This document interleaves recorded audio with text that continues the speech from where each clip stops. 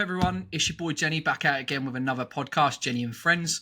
Obviously, you know me. You know what I'm all about if you've been here before. If you haven't, this is a podcast where I catch up with old friends, meet new ones, and discuss all things streaming and the games that we stream.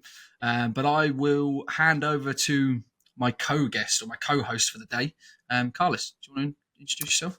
Hello, my name is Charlie, aka Karliss. I'm a 26-year-old full-time firefighter and part-time live streamer.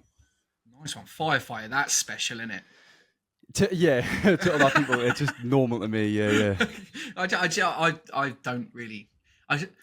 Where I'm from in Portsmouth in particular, there is very few. I'm sure there are firefighters somewhere, but you don't see them anywhere. So is that quite a big thing where you're from? Yeah, so I'm a Metropolitan Brigade, so we serve over 1 million people in Tyne we are, so like Newcastle area. But there's other brigades, like even bordering us, like Northumberland's very rural. So it's a lot of retained firemen, you know, so like you go in with a pager, 5-minute turn in and stuff like that. So I'm guessing Portsmouth is similar. I'm guessing Portsmouth itself will have actual fire stations, like actual full-time firefighters. But well, we used to have one. We had one at the end of my road, and it was there for like years and years and years, and then it just became derelict. And I think I'm not sure. I think they're building a new one, but yeah, we just don't see. Yeah.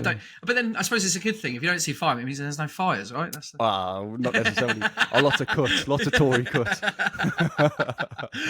So thank you for coming on today, and thank you for reaching out. Actually, it's pretty cool to have someone sort of be interested in what we're doing here, anyway. You know, which is quite nice. But let's start at the top, I suppose, really. So you said your name's Charlie. I'll call you Charlie. But where's Karliss come from? So Karliss come from. So I was initially called Northeastern 15, just whilst I started the whole content journey, like just an interim before I picked the name, you know, because that was the hardest bit. And there was a guy called Spiros who I used to watch, and his name is John, but Spiros is, I believe, Greek, and he's got Greek blood, you know. Right. So I thought, oh well, I'll try something similar. So I searched Charlie in Latin. And it sucked. So then I was like, oh, sorry, I'll just search Charlie in other languages. And I think it's Latvian or Lithuanian. Oh, really? What, for your name? For my name, yeah. So just random, but kind of not, I don't know. It's I'm always interested to hear where people's names come from, you know, because I think sometimes you have like people that have got deep meanings behind names. Yeah, and then you've absolutely. got the complete other end of the spectrum with you. You've got fuck it. That'll do. Yeah, 100%. 100%. Okay, cool. So you let's get to brass tacks. So you, although are a full-time fireman, you stream how often? So I live stream every Monday, Wednesday, Friday for content, Saturday, Sunday for like custom private matches or like play a different video game or just more chilled out vibe, you know. Cool. And how long have you been doing that? So I'd say, I was trying to work this out, I think either coming up to or just over 3 years. Oh, so a little while then. I have been doing it a while, yeah. Okay, and so 3 years. You obviously you must love being a fireman, right? You say that. My mindset shifted over the last few years. Like, I'm mad into like self-help, motivation, and all that sort of stuff, and building a business. And I see streaming as a business, you know. So, I love the fire brigade, I do, and I love what I do. But I see a ceiling attached unless I go for promotion. There's no real career opportunities. Like, I'm a competent firefighter. I drive the appliances. So like as far as my like job is concerned, like I've completed my role as a firefighter. Yeah. And I just couldn't imagine doing it for another like 35, 40 years. So the way I see streaming, it's you continue to do the same thing. So it's not like you get promoted and you don't do the same thing you did. You're always doing the thing, but you can like expand and progress and develop and evolve. Exactly. There's no cap to it. Yeah. I think that was probably one of my biggest laws, I think, for this in particular, was that like I worked in sales for like 15 years. Like in sales, very like dog eat dog, blood in the water, very malicious. If I'm honest, you know, I was never in love with it, but it afforded me a lifestyle. I find that there's some stark similarities between the two, if I'm deadly honest, between something like a competitive environment of sales and a competitive environment of streaming. I'm sure someone once said if you can master the art of sales and marketing, that's basically the two things you need in life to get somewhere. I think it is. You know, you say master the skills of sales and marketing. I think actually it's manipulation. if I'm honest. Yeah. In its purest form, I think manipulation is what, and manipulation has sort of negative connotations, right? As well, I think sometimes you say manipulation, people think Dirty Den from EastEnders. You know, they think like horrible, evil, sort of malicious people. Actually, I think manipulation is about not so much manipulating people, but manipulating situations to put you in the best light and in the best way. And I absolutely. think streaming, like you, is really interesting. Actually, you said that streaming, you see it as a business. I think streaming is a business, and the common misconception is that streaming. I think you can stream, right? Like there's people that I know that are on TikTok and streaming for themselves, maybe have 2 or 3 viewers and stuff, and they enjoy it. It's a hobby, and it is what it is, right? But I think streaming, its purest form, is exactly that. It's probably the most important business because it's something that's built off of you and you alone, right? It's a solo sport. Yeah, and like you said, there's subsections to it, so you can go balls deep and be, see it as a business, as brand, you are the brand type of thing. And then you've got other people that just want to get on, and it's the hobbyists, and they enjoy getting on a weekend. Or I met one guy who he enjoyed building PCs, and so like the final thing for him was if he can get the live stream on the PC he's just built, he's not bothered about how many viewers, the money, anything. It's just like that's the end goal for him. It's the final form, isn't it? It's the evolution. Yeah. I've built this thing, and now look what I'm doing with this thing. Like it's like building a car and taking it for a drive is the complete, Yeah, I get that actually. Yeah, I think you're right. There are obviously certain subsets of things. What would you see as? I mean, I think I probably know the answer. What's the ultimate end goal for you? Yeah, I'm a full-time content creator. To pivot into, obviously, stay away from the pro scene because that's never been my aim, but content, entertainment, and to become like, I'd say if you could look at like Swag or Jowo as the type of like, they're now personalities.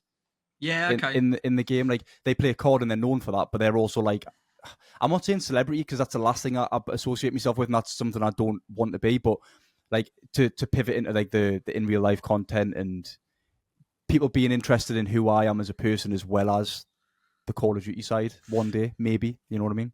Yeah, I think like I'd probably echo your views on that. That we started for a reason, right? However we started. We wanted to do something here. I think streaming in particular, for me, associates that ego.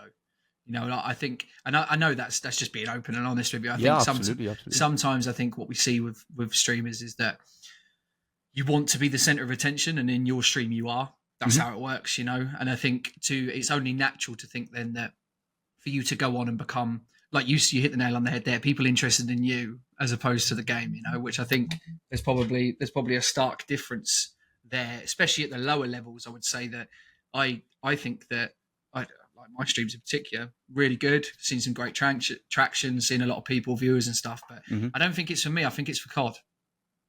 I'm not entirely sure. I just feel like there must be a level in which you tick over the other end, and all of a sudden it doesn't matter what game you play. What do you think of that? I always think you'll lose certain viewers on certain games unless you've set the stall out from the start as a variety streamer. Yeah.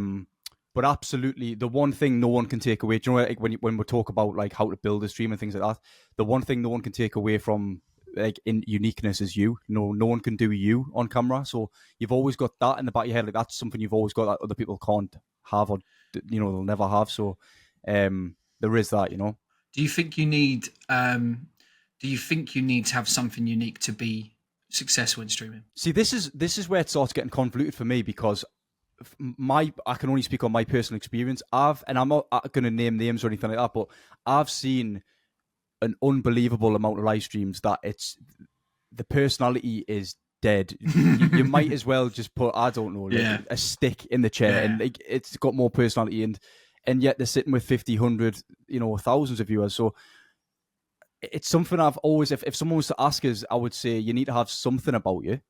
Something. It doesn't have to be something important. You don't have to be the funniest in the room. You don't have to be whatever, the best at the game, anything like that. But you have to have a little something. But I've also seen many streamers that have very, very little personality that do okay. So I can't answer that. I don't know why that is. It's difficult, isn't it? It's really difficult. That's the thing. That's the main thing for streaming for me, because obviously I am 3 years deep, and I'm sure we'll get into it. But like I'd like to be further on than where I'm at. But at the same time, it's not something I can answer. Like I can't tell you in black and white in objective form, this is why these people have these viewers, because streaming's just not like that. It's very there's not like you do X, you get Y. It's there's 1,000 different ways you can grow, and your channel can pivot to different things. You can't. So like I liken it to, like, for me, streaming is busking, right? And I Okay. think regardless of what game you stream, how you stream it, what you're doing, whatever, as soon as you step in front of that camera, the whole concept and the idea of you being there, because you're going to do it anyway, right? Mm-hmm. If people tune in or if they don't tune in, you're going to be there and you're going to be doing it, right? Yep. So I think what comes from that is this. You're right. For me, it's madness. Like I can't quantify what it is that makes someone successful. All I know is that by turning up every day, you're going to be more than you were yesterday. And I think for me, it becomes a lot easier once I know that I just need to be consistent. But like you said, I don't think that there's something not. And also, we're talking about streaming in the whole. Actually, it's quite important to know that the streaming for TikTok, for example, is completely different to streaming for something like Twitch or Kick, right, or YouTube, for example, as well. So when I'm talking about this madness piece, I genuinely think when it comes to TikTok, there probably isn't an answer. I don't know. I'm still trying to work that out myself. But it's, for me, actually, I find it very comforting that a man of you're sort of 3 years in, a man that's been doing this a little while still doesn't know either. And I don't know why that makes me feel better, but it sort of does. Yeah. To be fair, like this is the other thing with streaming. Like I've got to say, and I've been saying this a lot lately, and it's an old quote. It's, you can lead a horse to water, but you can't force it to drink. And I say that with streaming, like you can set up the best backgrounds, the best visuals and voice and all the other stuff, and be really good at the game and tick all them boxes that all them YouTube videos say to do. And yet you can still, at that point, it's still up to everybody else in the community to see your stream, watch your stream, and ultimately support you. And you've got very little control in that. And that's where I found like disproportionate returns on like how much effort and energy and things people put into streams and don't have viewerships, and other people that looks like, anyway, on the face of it, that don't put the energy and the effort in, that actually have really good followings. And that's the thing that I've never understood. But also, to add to that, and this is the thing I hate the most, is an algorithm can be your best friend or your worst enemy. And I feel as though on TikTok at the minute, and a lot of people are saying this in the gaming scene, is it's your worst enemy. They've tweaked the algorithm. I mean, I checked They don't want it, do they? No, like I checked on the analytics the other day for the first time, because my viewership would sit at around, say, 20 or 30 people. Yeah. And if I got myself in a decent lobby and I had 20 plus kills, you have all the fools coming in saying, oh, you're in a bot lobby and you're a cheater and all that stuff. But that would spike engagement, and I would get like maybe up to 80 to 100 views. And then if I got like a gamepad or donos or whatever, that would spike to maybe, I've seen up to 300 viewers before, which was amazing. Yeah. And that was 2 years ago or a year ago when Vondel first came out. Now, it's like I sit on 0 viewers on TikTok quite frequently. Really? But I checked the analytics the other day, and my live feed on TikTok is like, say, 60-something% of my viewership, and 1% of my viewership comes from the FYP for you page. 1% of my viewership. So I'm in TikTok jail basically, but they don't tell you you're in TikTok jail. They don't tell you you've been shadow banned. It might be because you say kill, and obviously in regards to Call of Duty, or I might swear a little bit or rage or whatever, and then they don't like it, and it just doesn't push your channel out. And I don't fully understand it, and it's a little bit unfair in that sense, because you say you can do everything right as a streamer, but they can just sit there and say, no, we're not going to push it out, because ultimately you need them to push it out to get the views. Well, yeah, you're playing with their ball, aren't you? That's the thing. And you can't, regardless of what you do and how you do, and you can be the best streamer in the world, you just can't battle it. Have you thought about, or has there been any part of you that's thought about diversifying into other platforms, or do you do that at the moment? So I started on Twitch initially, because that's where live streamers stream, right? Yeah. And then obviously it's there's a name for it, like the King system or whatever it is. So like if you stream to 1,000 people, you'll be at the top of the browse feed, and it'll just filter down to the 900s, 800s, 50s, 20s, 30s. I've never heard of that. He has us at the bottom. It's the style of how it pushes your stream, aka it doesn't, So the people that stream into the most people are at the top of the browse. And then it just filters down. You'll see the numbers are in order of going slightly down, down, down, down, down. Now you can change that from viewers high to low, viewers low to high, but it makes any difference, because there's that many people streaming to 0 people, 1 people, 2 people on Twitch. You're just a needle in a haystack, So based on that information, I pivoted within maybe the first year to YouTube to stream on. And don't get us wrong, and I'll say this, open, like this is all about honesty. Like, YouTube is not great in terms of UI, in terms of Twitch. Like, Twitch just has it right entirely. The community that it builds up and how you can use Twitch and all that other bits and stuff that you can use in Twitch is amazing. But with YouTube, when I go live and I have my thumbnail, that gets pushed to we get a few thousand impressions, which basically means really? a few thousand people see that thumbnail, they Yeah, see yeah. Karliss, they see my face, and maybe 50 or 60 people of those 3,000 click on the stream every time I go live, and I get anywhere from like a 15 to 25-minute average view time. Okay. Those numbers you're not seeing on Twitch. No. If you're at the bottom of the list, you're not getting pushed out to 60 new faces every time you go live, where on YouTube you are. So my recommendation to small streamers that are out there is to focus on people and views as opposed to UIs and APIs and all the other stuff, because ultimately you need eyes on your content initially. That's the main thing. So that's why I'm on YouTube. But I also then went on to TikTok, which was an amazing way to grow initially, and then just over time it just seems to have put in the gaming section, on the back burner and more so. And then I dabbled as well into YouTube vertical. I don't know if you know that was a thing. It's basically TikTok live but on YouTube. Oh really? No, I've never heard of that. No, it's weird because some people are streaming to thousands of people on it. No way. I tried it for a few months. The problem that I had was that when I was going live on YouTube vertical, and TikTok, when I was saying to TikTok to move or come over to the YouTube for the full POV, they would find the YouTube vertical, and then they'd be like, "Wait, where's your stream?" And it was getting a bit convoluted. And it was weird. I'd get like, I don't know, like 5 to 6 viewers at the start, which would just have the most random weird questions, like almost bot-like people. And then it'd just go down to 0 for the rest of the stream. So I never seen any growth on it, so I stopped doing it. But that's what I've been doing, and obviously I've been doing the YouTube content as well. So TikTok content, YouTube content as well, like long form. Just as much as possible, right? I think it's as much as physically possible, around full-time work, around running a household, around going to the gym and eating and doing all the things you have to do as an adult. Yeah, it's so hard, man. And I think it's difficult in it, because I think I quit my job like 6 weeks ago to do this full time. Oh, fair play. I didn't know that. Okay, you're full-time in this. Yeah. It's look, again, the honesty piece. I'm not making enough, but I had money that I've sat on, and I was like, I'm fed up with doing what I was doing in life, and I was like, I'm going to do it. And my nan died and stuff, and I thought, you know what, it's too. So I jumped head first. And just I'm about that. I'm about that. Yeah, love it. Yeah. Love it. So I've been doing it, and it becomes really quite difficult, because even when you have the full-time stuff, there's always so much, like you said earlier, like there's so much. And it's so all-encompassing, and you can have all of these platforms, and you can multi-stream to every single one of them. You can be engaging on every single one of them. And because there is no tried and tested method with a recipe for success, you are effectively walking around in the dark with a torch that's dying. And you just have to find something that works for you. And that's why I asked the question, like, do you think you need to be unique? Because I don't think that you do. I think that even a broken clock is right twice a day. I think that even a dog barks at the wrong tree, but it barks at the right ones too. And I think you just have to keep going until all of a sudden something hits. But then what comes from that for me, which is really terrifying, and I don't mean to be negative, but what is really terrifying is that when you do hit it, and you do see spikes in like your hundreds or your thousands of people in your streams, and you do that one video that goes viral, whether it's a loadout or something funny or whatever, and it hits, and you get 15,000, 20,000, whatever views, 100,000 views. You have to remain relevant. 100%. It doesn't, and you don't, because you will walk around in the dark in the first place. You hit it the first time doesn't mean you hit it the second. Yeah. And for me, that's really worrying, because being a full-time content creator and trying to diversify and trying to be all things to all men, I'm worried that when I do eventually hit it, because for me, it's not a case of if, it's when, because I'm there and I'm doing it. I took it's the numbers game, and I'm playing the numbers like I did when I first started sales. But I need to remain relevant when I do. And I don't see many people that can. I think people fall off. Like, I think there's so many people that have an idea. I'm going to be a live streamer. I'm going to post my content because I'm amazing at the game. And then they realize early doors that their content's crap.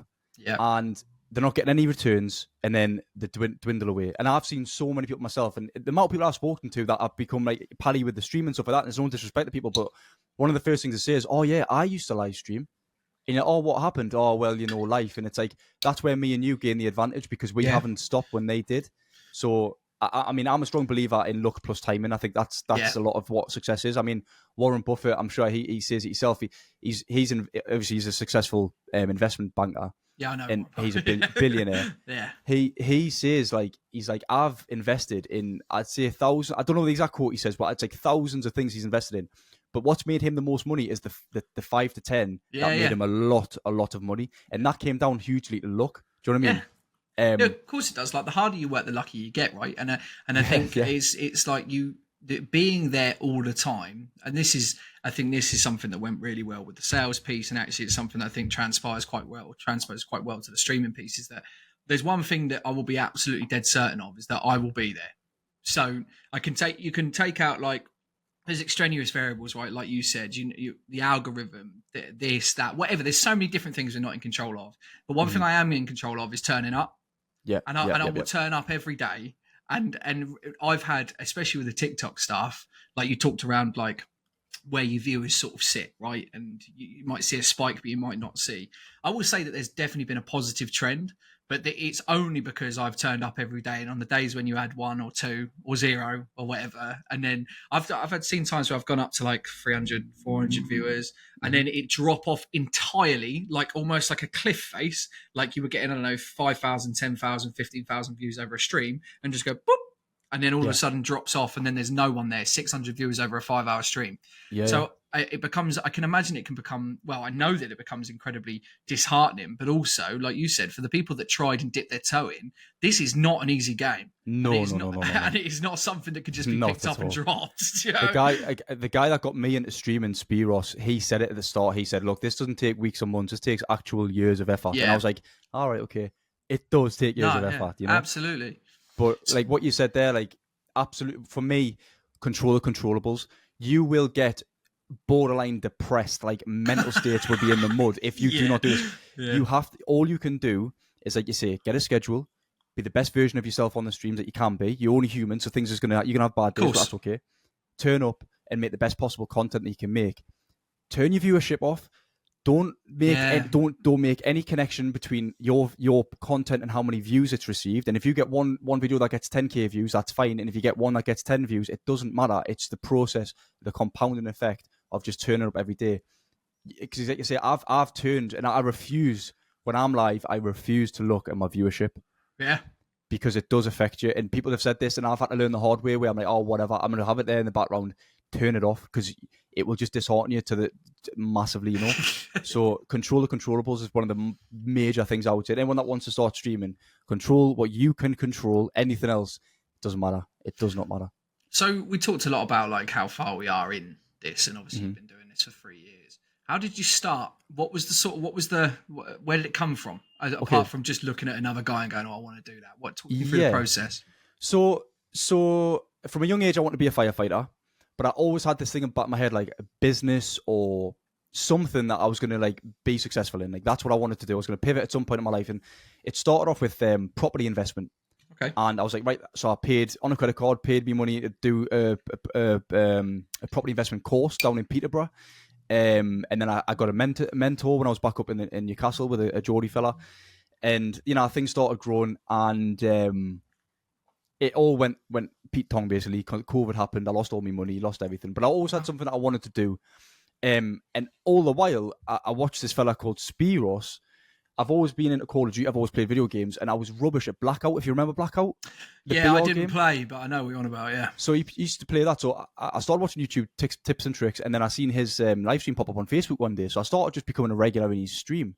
Yeah. And I'd seen the sort of money you can make, because obviously a lot of streamers have like the sub counts, and you put 2 and 2 together and work out what they're on. But even then I was like, didn't even cross my mind to be a live streamer. And then after what happened with the whole COVID and stuff like that, obviously I was still at work. I wasn't furloughed being a key worker. Yeah, of course. But I was like seeing all these live streamers come about, and I thought, do you know what it is? I need to build up a pot of money so I can go back into property investment or something like that. Why don't I? And Verdansk just came out, remember? Everyone's hyped up about it. And it's suddenly become cool to be good at a video game again. If you're sick at Warzone, that's like street cred, you know what I mean? Yeah. And I was like, well, there was this guy I watch. I've always watched him. And it started off as a joke, and I would joke to my pals about like, hey guys, welcome back to my channel, like an American accent like that, so stereotypical. But then I started like believing it and thinking, do you know what it is, Charlie? Like, just do it. Like, and I really started enjoying, you know, playing. For me, if Verdansk hadn't came out, I would never have picked up the mic. I genuinely don't think I would. I absolutely fell in love with that Battle Royale massively. So that's kind of how it all came about. It was to build up a pot to get back into property. And then I was so naive to the fact that you don't just start going live and within a month people are giving you £1,000 donations. That's not how streaming works. No. Vastly overestimated it. But then I thought, well, this can be my thing now. And then that's when I started, because I've been in the whole self-help scene and motivation and all that sort of stuff. I was like, these two things aren't that different. It's business, it's branding, it's selling yourself. Like this is the same thing. Just use the skills that you've picked up and transfer it into the streaming, and then see where that takes you. You know. Yeah, I think that's really interesting actually. Like I've so just a little bit of background on me. I literally started streaming in February. So This year. yeah. See, this is the thing. This is what gets me like not jealous, but like you've done so well to build so quickly. You know. Yeah, I don't. Again, I suppose it comes down to this whole like we don't know, right? I one thing that I will say that I'm pretty certain of, and I think look, it's Jennie and Friends podcast, it's the Jennie Melts, it's the brand, it's whatever. But I am genuinely convinced that the reason I've done it and the quick and in the time frame that I've done it is because it's me. And I'm not sure it's always been the case. Like, well, you seem like a proper likable lad. Do you know what I mean? So okay. I don't know. But like sometimes, like, what I mean is like sometimes I talk to people, right? And I've talked to people for 15 years when I'm selling software or whatever. Sales is buying from people, not buying things, right? Yep. That's rule number one. And the amount of dickheads I've spoken to, arseholes, ignorant, arrogant, horrible people that you can just see straight off the bat, right? Mm-hmm. Yep. And I think with streaming, one of my biggest laws for streaming, one of the things I loved most about it is that you can, like you said, turn up and be the best version of yourself on the camera, but it's okay to have off days. I think if with streaming, it's such a window into who you are as a person, regardless of how you tried to be like this all fandangled great person, smiley, positive and stuff, which again, you seem like a positive guy, and you've obviously told, like you said, you've got a lot of stuff in terms of positive mental attitude and stuff like that, which helps a lot. I don't. That works against me entirely. I've always struggled a lot with having a positive mental attitude. I'm a pessimist rather than an optimist, and I'm well aware of that as well. Something I try and work on, right? But I've always been 100% honest, and my honesty I put down to the fact that I've got to where I've got to so quickly because I'm so honest with people about how hard it is. I'm so honest with people about not wanting to be there some days. I'm so honest with people about how difficult life can be. And I think people jump into my stream on a day-to-day basis and we just talk. We're just people talking, whether it's people that are disabled and can't go out anywhere, social anxiety, whatever it may be. They come in every day and they go, how are you, Jen? I go, do you know what? I could be better, but how are you? And I think that's like you say about jealousy. It's not, I appreciate, I don't think that I'm where I should be for the time that I've been doing it either, right? So it's all relative. So what's that, like imposter syndrome a little bit? Or? I am fraught with imposter syndrome, like often. Like I had this the other day for the first time, but go on, I had this. Well, I genuinely believe that, so like prime example, like TikTok in particular, of course, is about engagement, right? People jump on, they throw the gifts at you. I don't like being gifted because it's someone giving me something that I don't think I've deserved. And I'm quite often like, look, please, like I take it and I love it, and that's what I'm doing this for. Right? I want to earn money, and that's how I'm going to earn money. Again, part of that honesty piece. I just say, look, if you're going to give me it, donate it through PayPal. Because actually, then TikTok don't take 50% of it. Well, I was just talking about this. Yeah, we talked about this yesterday. In my pocket, and I think so. Like, yeah, I am fraught with imposter syndrome because I genuinely don't believe that I'm good enough to be able to do what I do. But also, I'm well aware that, like I said, I will turn up every day, and if I'm not going to be the best, I'll certainly have a fucking good go at it, right? So I think there's probably an element that actually a lot of people don't talk about. There is that although it's entirely based on ego, I think being in front of the camera, I genuinely suffer incredibly with not feeling that I'm enough to do it, or I don't feel that I deserve the views and all that stuff as well. When things aren't going my way, which has happened this like so very recently, I wrote out a novel basically. Okay. I can send you it after the stream, after the podcast if you want. And it was just saying, and do you know what it is? And this is complete honesty. It was me having a go at my own community. And it was, I said, look, I've been doing this for 3 years now. Okay. I've turned up. I've tried to learn as much as I can. I've developed my skills. Like, again, when I sit there and think, oh Jesus, you've been doing this for 3 years. I remember, like, I never owned a PC. So I've always played Call of Duty. I've always had a just love console for it. Though. Yeah, I've always been a PlayStation guy. I got a PlayStation 3, then I had a PlayStation 4, and that's when Verdansk first came out. That's what I had, and then I pivoted to the PC. But I'm a 1.5 KD player. I play with not even a headset until Blackout Battle Royale because everyone was like, you need to be using a headset. I was like, oh, do you? You know what I mean? Yeah. Sitting on a 50-inch TV, people say, no, you need like a 24-inch monitor. And I'm like, what? But the bigger screen's got to be better for seeing stuff, right? That sort of stuff. So I've been a casual, in between night shifts, in between days off, whatever. I'd sit on the couch, leaning forward, playing a bit just of play COD, yeah. But and this is why you can't ever, they say, what is it? It's comparison is the thief of joy. This is where it comes in massively, because everyone's journey is entirely different. I wanted to be a firefighter. There's other people that wanted to be content creators from the from the word go. So it's like you can't relate to that. Also, I'm a bot. Also, I've never owned a PC, so I buy this PC. I don't even know what a BIOS update. I don't know what updating my drivers is. I don't even know how. I'm not sure on that. I'll be honest. Exactly. I mean, I'm not a player. I've got a guy that does it for us now. But I knew nothing. And I just managed to get a mic and a camera, and I'll sit there and I'll play a video game then. And the amount I've learned over that time, and just looking, I can look back now and go, it's glad that I've got the content there. Like when I try to expand a video for TikTok, instead of doing it in the right way, I'd stretch it. So instead of the optic being a circle, it was an oval. Stuff like that. And it's like, this is the thing, as much as you've done it way quicker than I have to get to where you have, like my journey's been entirely different. Yeah, of course it has. Do you know what I mean? And the things I've come across. But then it's come to this year, like I'd say a month ago now, and I sat down and I said, look, I've been doing this for 3 years now, and I've really found myself, like, I'm the best at COD I've ever been. I've got like a 3.5 KD. I've really learned how to be a good player. I think vibey on stream. I do think I'm agreeable. I'm a likable person. I've invested in getting me background sorted. All these things that I've built up. And what I seem to find, I don't know about yourself, but I seem to find with my stream is that, like, you meet some people, say 5 to 10 people, they're amazing. They're in the stream, the OGs, and then you'll start meeting a few new people, and almost like the new people replace the old people, and then you're staying on the same viewer count, you're staying on the same sort of like level, that hamster wheel, but it seems to just be like a rinse and repeat with different people. And I've always said, like, if these people from the start stayed, and then the next set, then the next set, then the next set, which is obviously how you're supposed to grow, like, I could be on 20, 30, 40, 50 viewers by now, but it's funny how that hasn't happened. And again, you can't ring up or you can't speak to a mentor. There's no one in the scene can tell you. And if you do reach out, and I've done it a few times with full-time creators, they don't want to know you. They're not interested. Reply to your messages. They're not interested. You've got no way of understanding or knowing or gauging where you're at. Like, one of the things I've always been mad, this is what I've said loads.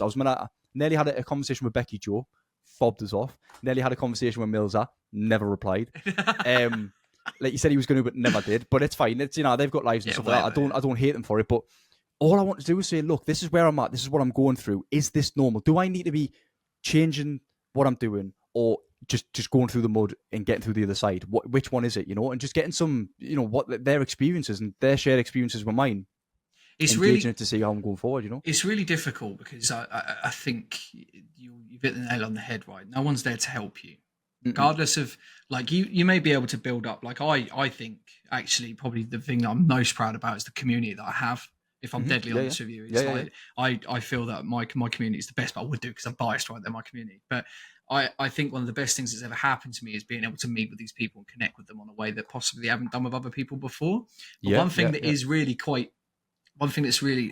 really does hit me quite hard is that I am effectively the head of this family, of this community, and I have to guide us all in certain ways, shape and form, with no support from anyone else. And that can become really quite scary, especially in the early days, because of course, like you said, I'm fraught with fucking imposter syndrome. Also, I don't know what I'm doing, right? Like I said, I'm walking around in the dark. So, but when you learn that no one else has a clue what they're doing either, it does take the edge off. It becomes incredibly comfortable for me, because I see them, like, for example, I'm talking to you today, and you've been doing it for 3 years, and actually you're probably at the same level as me in terms of mentality and what you're doing. You're probably at the same level as me, but actually I think in terms of aesthetics and the way that you look and the things that you're doing are way beyond what I'm doing, right? Like your background in particular, you said you put a lot of time and effort in, it looks very professional, but also you're struggling with other things that I'm not. So you're right, your path isn't the same as mine. And Absolutely. Also, although we're sort of like, we're going like that down the same, like it's the same track, just in a different way, right? But one thing that I found very, very helpful was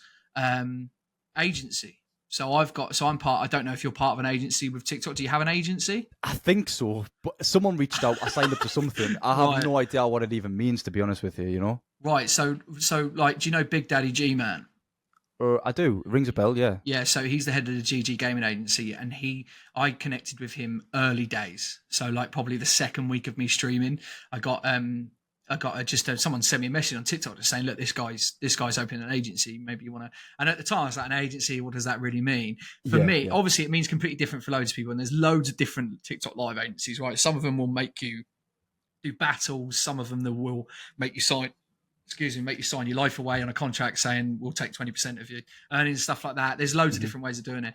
G-Man, for me, I hold my hands up, has been instrumental because he was able to fast track me through some of those things that I would have had to have learned on my own, such as formats for streams, engagement types, that sort of stuff. So I think for someone like yourself that you've got, like, I went in your Discord, you've got like 210 members, right, which is a massive Discord as far as I'm concerned. There's a lot of people in there, and I appreciate they've over time probably don't engage as much anymore and all of that sort of stuff as well.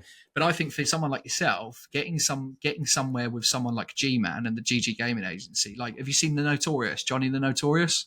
Seen him streaming? Right, so he's another guy that did the first episode of this podcast with me, actually. Great streamer. The engagement's mental. Sits at around 250 to 300 at all times. Concurrent views, and I play with him often as well.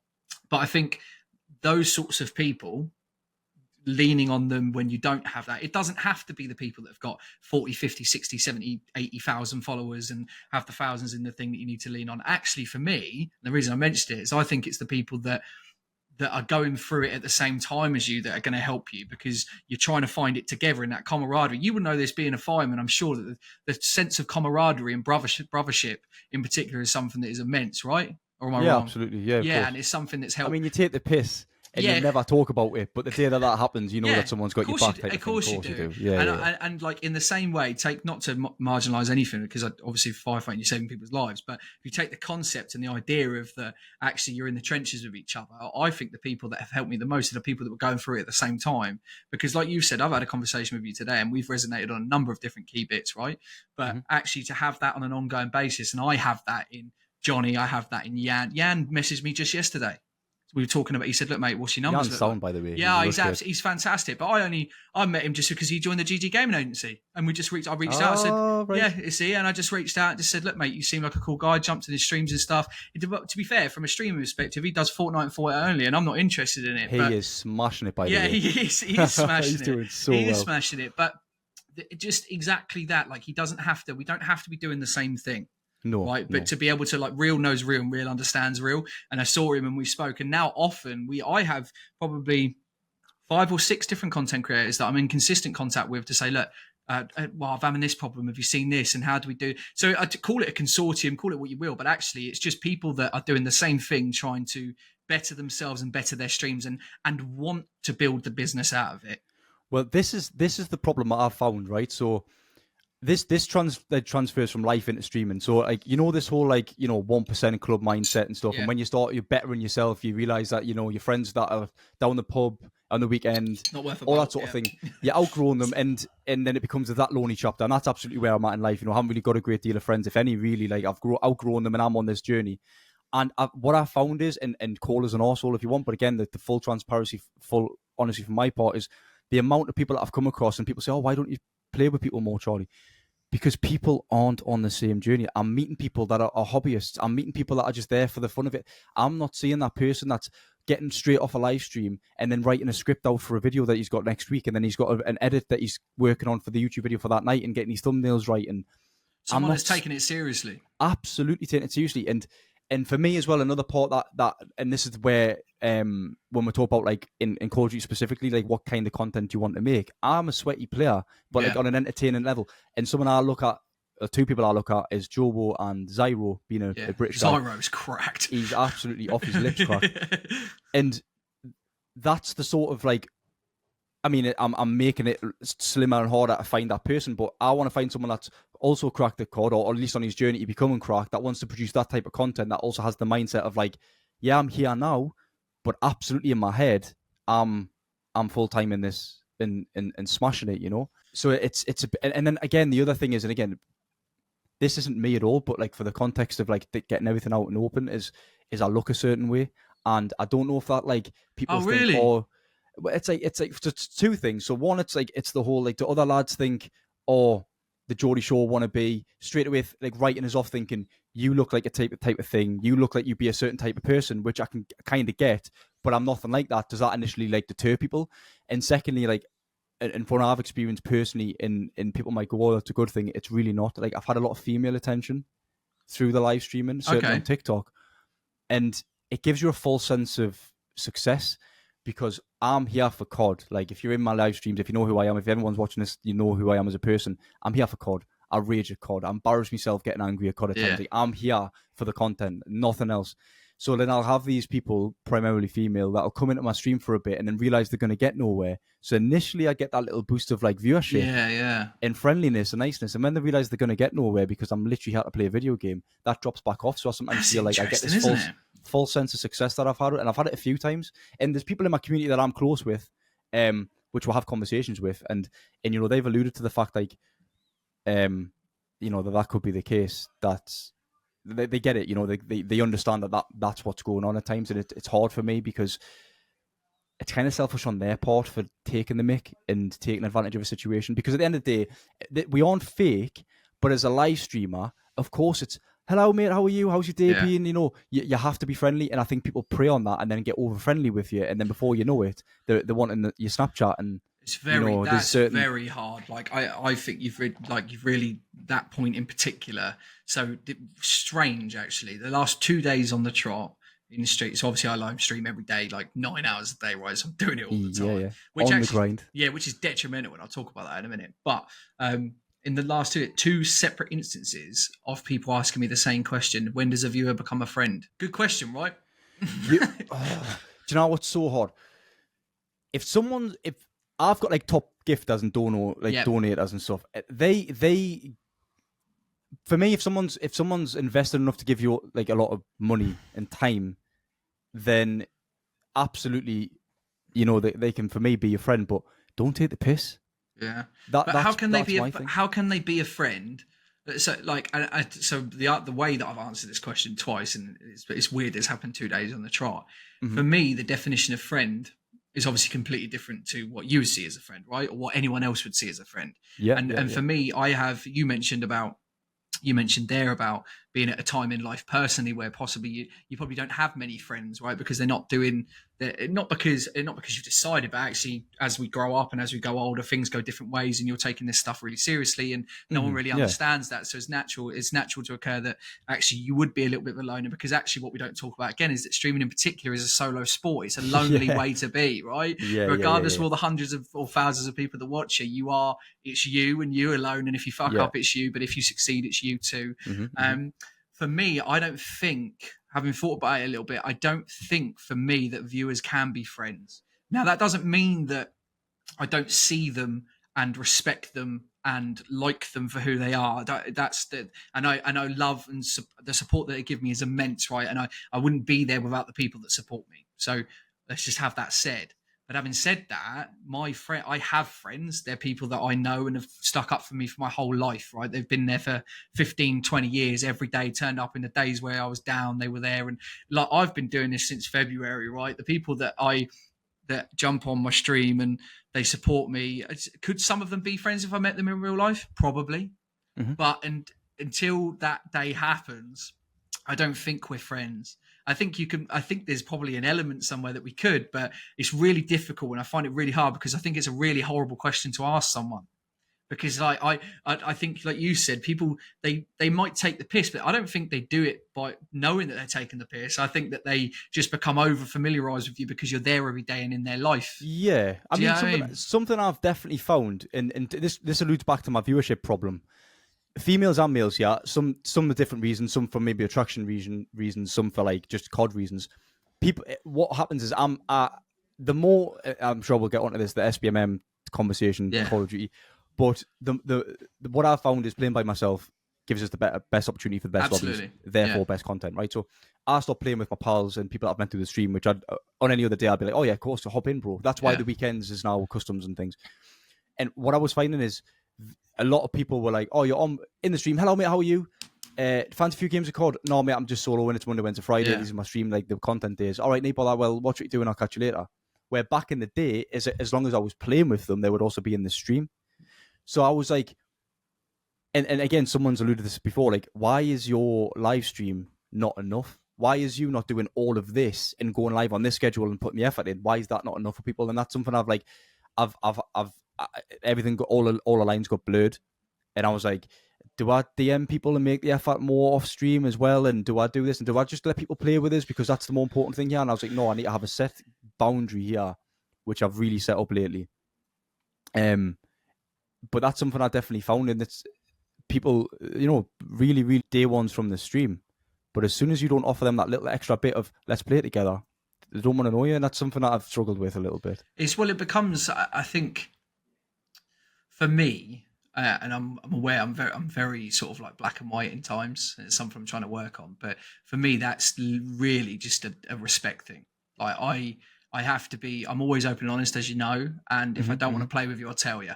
And people know now that my days are Thursdays and Sundays, and any other day of the week, don't bother. But they do. They always ask, and everyone, they always jump in, and they'll always do the same. Like, and they'll be laughing and chatty. And you can tell, like, you've been streaming a long time, so I don't need me to tell you. But you know when someone drops in, and they're going to ask you before they even ask. Because they have that sort of thing about them. But people will still always ask, and they'll still do. And I think, like you say, setting those boundaries and just being really upfront and honest with people again just comes in handy. But you're right, it does piss people off too, right? And I think like those both questions when I was asked like when does a viewer become a friend, they were divisive questions. They were there for a reason. People asked those for a reason.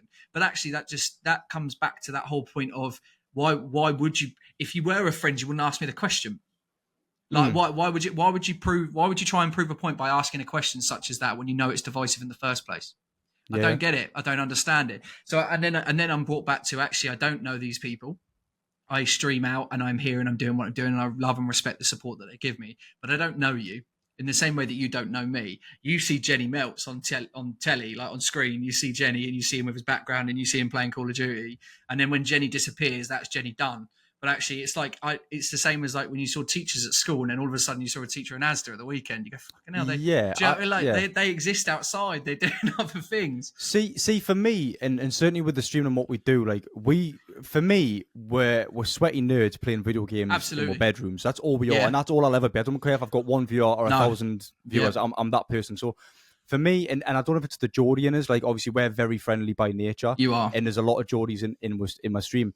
Like, if I was to see someone outside of the stream that lives in the Northeast, they're getting a handshake and hello, how are you type of thing. It's going to be, it's just Charlie. Like, I can't describe it. Maybe that's my own fault in a way, but like, for me, like, I like to think I'm a nobody here. I'm just as much as what you are, bro. Like, I'm just the one sitting playing the video game. I'm the one that put the money in, but actually we're the same. You play the game, I play the game. Exactly. And we can relate on that. And there's, like I say, there's a lot of Geordies, and I was looking for because I try and do a meetup every year with the stream. And I was looking at venues this year, and like one of the kids, Tanksy, he's a Geordie, and he's like, "Oh, bro, if you're looking for venues and you're having a little mooch around the town, gives a bell, we'll go for a pint." And I'm like, "Oh, of course, why?" There's another kid called Ryan. He a die-hard City fan, and he goes round, travels all the way games, goes to all the matches. And he was like, "This season, like I'll try and get us when Man City's away at Newcastle, I'll get her a ticket, and we'll go and watch the match." And I don't label it as do I sit there and say, "Is he a friend?" I guess so. Like we message on Instagram, and he's in the streams every day, and he's a mod on TikTok, and he's gonna go out his way to potentially get us a ticket to watch the Toon game in the city, and like whatever that is, do you know what I mean? But you've got to take it on a case-by-case basis because there is a lot of weirdos. Yeah. And I think you can see that most times. Like, well, there's tons of them, isn't there? But then that's probably what I'm getting at when I'm talking about this divisive piece, because you asked me this question, right? For example, you asked me this question when there's 150 people in the chat, right? And I'm not saying like when there's 150 people in the chat, let's be real, probably 40 of them are engaging. The rest are just watching or whatever, right? They're just doing it. And then I imagine they've just got you in the background. They're not even really paying attention that much, but they like you there, whatever. People have that sort of stuff. But of the 40 people that are engaging, if one person asked me, could we be friends? Which in itself I find a very strange question, but if they do, I say yes to them. I then have to say yes to everyone else that's watching and ask the same question. So for me, it becomes an integrity piece that I say, I'm going to have to say no to you in the same way I say no to playing with people on a Wednesday when it should be a Thursday or a Sunday. And that's not me. That's not me going, no, we can't be friends. But that's me with that ruling with an iron fist, just saying no, because if I say yes to you, I say yes to everyone else. And that's not what it needs to be either. Yeah. But again, really like, I'm sure that you watch your fair share live streams as well. I do have. I probably watch. Probably the anomaly here. I watch maybe 3 people. Well, so this is the thing. Since I've started live streaming, like I've only ever watched a couple of people. I don't have like a load of people I watch, but and because you're so busy doing it yourself, it's hard to then be in people's streams as well. But we all have a live stream that we might like and look up to, whatever. Yeah. But when have you sat and gone in his or her stream and thought, I'm doing this to hopefully be your friend at some No, point. I never You have watch done- the No, stream yeah, because yeah, they're yeah. playing Call of Duty. For me, I watch Zyro because he's absolutely cracked at the game, and he's decent crack. He's decent banter. I can sit and watch his stream all the way through because at some point he's going to pull off some dutty snipes Oh or whatever yeah, he's going yeah. to do. It's worth watching. I'm not sitting there thinking, well, if I donate him a few quid here, or if I keep chatting in the chat, I can be one of his mods, and then maybe I can be his pal, and then maybe we're going to meet up. And Yeah. that's so for people. And going back to your question that you got asked in your stream, it's like, as a viewer, you hold your responsibility to like be like, what is this whole setup, this whole thing, the whole streaming world? What is it? It's a place like Netflix. You come, you get Yeah. entertainment, and then if you want to, this is the choice bit, and this is the thing that I always struggled with because I'm not from this background at all. It's you can then give that person some money to help support them, but the fact that even friendships are spoken about or like. It's not that's not the primary function of what we're doing. I just find it so strange, and I get that. It's natural. I understand that it's not, especially knowing that there's certain people that sit and watch me that don't really have anything else like to talk about, like family. They don't have a social life, whatever. They jump on my streams and they jump in every day, and they are interacting with the mods. They're interacting with me, and they're the same people. So it's their friendship group. Yeah, like to all intents and purposes, that's what that is. And for me, it's like I want to be involved. I want to be friends with people. I want people to feel that way. I want people to feel like they have that. But I have to remain separate because that's the nature of the relationship that we have. Like you said, this is Netflix. You don't think you're best mates with Homelander, do you? Yeah, exactly. Do you know what I mean? You've watched him for 4 seasons, so yeah, it's something. But then you do get the odd person that, like, you do the lines are crossed. Yeah, and there are some strange people in the world, and that can. But normally, this is what I'm saying. Normally, you can see them from a mile away anyway, so it's like. Yeah, you just have to be. I think that's part and parcel of maturing as a streamer, isn't it? Is seeing like these are all good problems to have, and that's something I always say after I've had a bit of a rant about whatever I'm ranting about. Is that it's a fantastic problem to have because otherwise, if I didn't have this problem, I wouldn't be worth a bolt because I'm not streaming to anyone. Exactly, So that's a really good problem. Right. So we've been talking for 52 minutes. I'm happy to go as long as you're happy to go. I don't want to keep you from anything, but I do want to talk to you about Call of Duty. So what do you reckon of the state of Call of Duty? I don't even know, bro. Like, where do I start? This is my live stream day in, day out, bro. I can't help but mention it at some point. It's a phenomenal game. It's the best FPS game on the market, executed terribly by the devs in charge of the game. All the gear, but no idea, right? Yeah. I mean, even yesterday's... So Season 5 drops yesterday. Yep. Superstore's returning. Massive publicity stunt. Love the idea. Amazing, right? So anyway, it gets dropped. They've made it quite big, and they've put it in Urzikstan, and that's part of Resurgence, which is a bit lazy in my opinion. Yes, agreed. And then it's 28 max people, which is just a big no-no. The games last 10 minutes. Maximum. I was dying thinking, where's my Resurgence, bro? It's because it's timed out within a minute because the match doesn't last. They've changed, as far as I'm aware, they've changed the layout of Superstore to an extent as well. It's not like for like. So yeah, it's 10-10 idea, 1-10 execution every single time. But it seems to be the case across the board. Like everything, obviously being a Call of Duty streamer in particular, have this conversation, like you said, day in, day out with people, right? My biggest gripe with Call of Duty to this day, and has been the same for the last probably 2 years, is that there is no new content. Everything is recycled. Rinse and repeat. There is nothing that has been brought into this game that you haven't seen before, whether that be within the COD franchise or other franchises such as the Fortnites or the Apexes or whatever else. Create something new, bring it to the game, and you will see your player base double. It is so simple. And all they keep doing is, like you said, it's this cash grab, this whole nostalgic, like, get that bump of nostalgia in, put Superstore in. They've literally smacked it in the middle of Urzikstan, which arguably is not a bad map. But it was like it's a B tech for Dansk. Let's have it right, I wouldn't even say that. I wouldn't give it that much praise, to be fair. Like, but either way, you've taken something that was a hot drop in a map that was filled with hot drops. By the way, because everyone talks about it was the hottest of drop. No, it wasn't. I dropped Storage Town and Airport, and there's loads of other different military base. Yeah, military base. Exactly. Yeah, exactly. So there was so many different places that you could drop in for Danks. And they've taken Superstore, which obviously is just a big POI, and they've stuck it in the middle. Well, not even in the middle, in the random place in Urzikstan. They've changed it completely. The game doesn't play like Verdansk used to play anyway because it's not the same game. Why would you take something that was built for something else and put it in and expect it to work?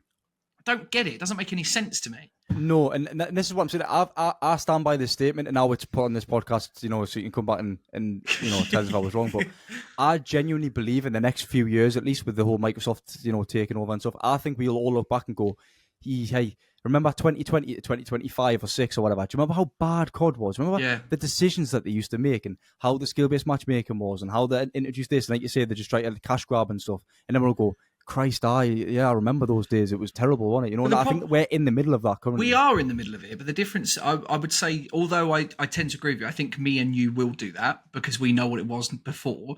If you have something that lasts any more than a year, you have a generation of people that see that as that is the only sense of truth. Yeah, I see what you're saying. So in 2026, let's say, for example, use your example, we'll all be sat there going, oh, yeah, it's such a terrible time, and I'll be 2020.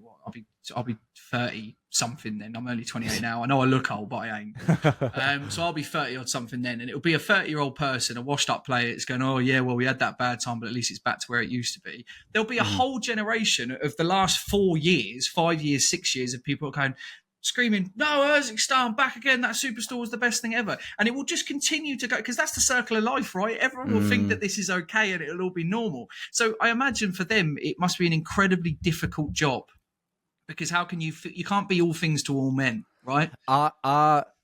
If you rounded up the top content creators and pro-level players in the Call of Duty scene and locked them in the room for a week, you would get pretty close to the perfect iteration of COD. I do. I'm not sure. I'm not sure you would. I think there's I can appreciate that. Of course, there are some things that we can all agree on. Right, of course, there are loads of different things we can all agree on. I think one of those for me personally, although I am a Warzone player now, I was always a multiplayer player because I played before Warzone was a thing, right?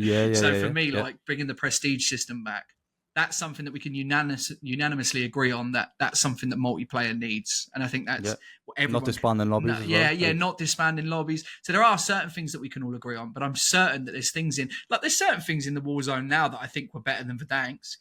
But there'll be people that are just so diehard and so. No, but this is the thing though. Like Verdansk as a skeleton, was amazing.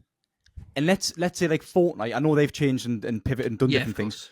But if you took Verdansk for what it was, but like evolved it and didn't change it as such, didn't get Warzone 2, didn't get Warzone 3, Urzikstan, Mazra, just evolved it, you would have the zip lines, you would have the buying your guns for $2,500 at the buy station, you would have solos with a resurgence timer, you would have all these things that have been added since then. But you would still have the original. Objectively speaking, make the game better. Which was what I'm guessing that's what you're alluding to. Like those things would have been better in Verdansk because we didn't have those things. There was like one way up a staircase, someone with a fire breath shotgun. You're getting gunned, bro. Like now you've got like I don't even know what it's called. I never use it, but you know when you can pick it up and it flies you in the sky. PRD or whatever it is. Yeah, and then you've got actual redeploy stuff and all them sorts of things now to outplay your opponents. Them on Verdansk. 10-10, but I only know that when Verdansk does come back, it'll be different and it'll be slightly. But it won't be because it can't be built. Sake. Well, but it can't be built. So, like Verdansk, I agree with you. Right? I think as humans in particular, if we even take this away from Call of Duty, I think as humans in particular, we have this tendency to look at things through rose-tinted glasses. Right? We look back at things and go, "Oh, it's so nostalgic. It was amazing." Yes, Verdansk had its issues, man, and there was a lot of different issues with that gameplay.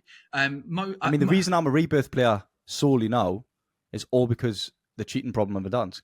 Well, that's why I pivoted because it got atrocious. Like it got so bad. I remember, like, I mean, look, we can sit and talk about it forever, but the likes of the DMR, man, or the HitScan R700 sniper, like literally 500, 600, 700 meters away, you can just literally no bullet drop whatsoever and just fire a bullet in someone's brain. I just like there were so many different things from that became really so difficult. Do you remember the Juggernaut glitch? And you would have 3 or 4 people on a massive, fucking 4 just all Juggernauts and stuff. What are you talking about? Do you know what I genuinely believe is the issue, really, in all of this? The DMR, the hit scans, all that. Skill-based matchmaking. I just think you're piling the best players up together that are playing well. Or not even that. Like, let's call it engagement-based matchmaking, which is what it is. They want you to win some games. They want you to lose some games, right? for me, the DMR was broken and everyone was using it. But like, if you were just put into like natural, organic lobbies, like how we used to get, you still would have like had a chance. But because skill-based matchmaking is the way it is, you were just constantly getting put against sweat, and it was always like if it was like multiplayer, if we alluded to like how multiplayer, it would be like everyone had a 1 KD, like everyone had 10 kills to 10 deaths. So that's kind of how they want the whole Warzone. They don't want any outliers to do really well and run through lobbies and stuff. So for me, a lot of the issues are like at least magnified by skill-based matchmaking, and if we didn't have it, it wouldn't be quite so bad. Now, I'm not sitting there saying the DMR wasn't broken and it was too much and it lasted terrible. Too long. It did. It was. I never used it because back then, the Mr. Muggins over here, I was like, nah, I'm going to stand on my morals here and I'm going to use the kilo. I'm not using the DMR. It's too broken. Then you're just getting gunned. It's like getting bodied day in, day out. Exactly. So it's either you got to get with it or get gunned by it. So, which I've learned now, you know. But yeah, that's my again. I have a burning detest towards skill-based matchmaking. Like, so how do you? So on. Look, I think I share some views. I'm not entirely sure we should get rid of it entirely. I think actually skill-based matchmaking isn't. My personal opinion is that skill-based matchmaking isn't there for us. Skill-based matchmaking is there for the average player, is for the casuals. It helps the casuals. It doesn't help us. And that was the reason it was built. That's the reason it was made. Because you can't have someone... If we have a natural lobby, right, where you say you're a 3.5, way better than me, I'm like 2.5, I think. But even at 2.5, which is way above the average, if I get into a lobby with 0.8 players, casual players that are there for 2 hours of the week, I will dominate. I will ruin their day. I will piss them off, and they will never come back to Call of Duty again. So you have to have something that protects those players. So this is the issue, and this is something I want to talk about wider, actually, because everybody does this. You know, like when someone has an argument, someone's counter argument is always the polar opposite of that thing. It can be, yes. That's the definition of an argument, right? No. So if I had an argument, say, about something, and your counter argument would be the absolute worst opposite, worst opposite, though. Understood, yep. So what I'm saying is, skill-based matchmaking as it is too far, and it's sweaty and it's over the top. Now, what your counter argument there was, but then if we didn't have it, then all the bad players would be getting gunned by all of us, right? But if you actually took away skill-based matchmaking, the way the law of the universe, the way it all works, is the lobbies on the most part will be like quite well spread. Do you think though? Well, I think. What we need, right? I believe in skill-based matchmaking. I think the bottom level and people with disabilities and things like that, they should absolutely be protected by skill-based matchmaking. People that are new to the game and all people that. with disabilities, that's funny that you just like... How's that funny? I don't know why, when I say new player, I think players that like I just got to the game, not people that haven't got arms. Do you know what I mean? Yeah, well, that is you know, people blowing at tubes and that, probably better than us, to be fair. Like, yeah, exactly. Exactly. But no, so for me, what the ultimate aim for me is you have like the lobby, and whatever the game is set up it's this line, and it plays like this. Sometimes it plays more than that, sometimes it plays less, but on the most part it's this. Right. And it leaves the gap and puts the impetus on you as a player to, well, I can watch tips and tricks video, I can play the game for an extra few hours a week, I can do this, and this, and I'll go up over. Or I don't do that and I'll go down over, or I'll just be in the middle. But that puts it on you to fit yourself around that thing, right? Whereas at the minute, it grabs you on a good day and then puts you against other sweats, and then you feel like you're awful, and then grabs you on a bad day and puts you with some lower level players. It makes you feel like, oh, I'm okay. I mean, I play for 4 hours a day, and I play for like 3 lobbies where I actually have fun. Yeah.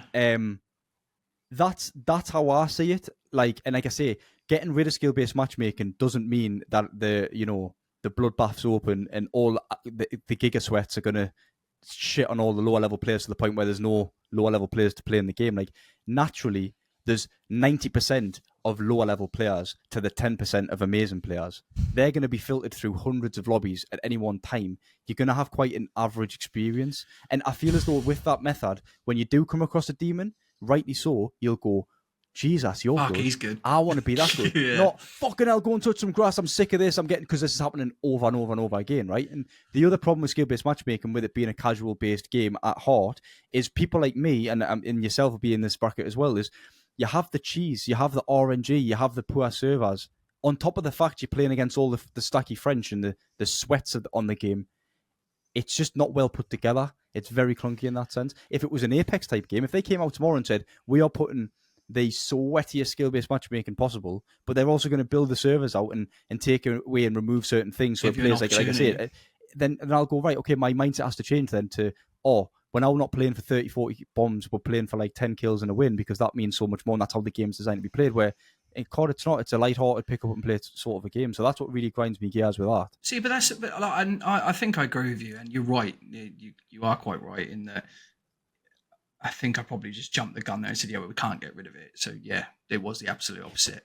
You're right. It's not the case. And there should be something. I agree with that. Yeah. What I would say is that you touched upon there, if we change the whole, you didn't say ethos, but the whole idea, right? That what is cred? Do we jump in and try and get a 30, 40 bomb, or do we play for the win? For me, always, it's always been the win. Although it's nice to get the 20 kills, 30 kills, or whatever. All I see now, I watch the likes of like Zyro. We've talked about Zyro, right? Zyro is cracked, and actually, as a competitive player, is very good. He couldn't compete on North America servers because of the time and the latency and stuff like that. And he struggled. He struggled in the competitive scene because of that reason. But that's not his fault, right? That's just the way that it is. I think we are in a world now where we are plagued by people trying to bypass this skill-based matchmaking piece by using the variety and the myriad of VPNs out there. Yeah, people, I mean, I'm 100% guilty of that, by the way. Like, we all are. We all fucking are. Like, and for anyone to sit there or stand there, and I mean anyone, by the way, your household names of Joe or your swags or whatever. See, something you said at the start of the start of the podcast. You said this. You said I'm very transparent and open, and I'm absolutely the same. And something I've always had the idea of: if I ever stream, which I did, and if I use a VPN, I'm telling you, I'm using a VPN. Fucking right. The amount of people that would say, no, don't be daft. We're not even shooting back. They're like, can't even friggin' hold a gun, let alone shoot back. No, these are just my lobbies, bro. Fuck you. Not. No, yeah. fuck you. Like, absolutely. But I believe that. Back then, I was a 1.5 KD trying to be a good streamer, and I'm getting slammed every day, and I'm believing these people that you think that it's okay. Yeah, I just crazy. The perfect example, and this is before Verdansk came out and before Warzone was a thing, shipment. Yeah. Shipment. People would go in and go, today's nuke on YouTube. Today's nuke on shipment. And I would go, oh, wow. Well done. Then I'd go into shipment, and it's just a completely different game. Get bodied for hours. Yeah. You spawn dead, blown up, kill streak, dead. You just don't. It doesn't work, ridiculous. Man. It just doesn't work. And I think to go back to my original point, in this world where we are we're not governed by, like when Battle Royale, my first Battle Royale was Warzone, really properly, right? I played a bit of PUBG, played a bit of Apex and stuff, but really was Warzone, the first Warzone ever. Thanks.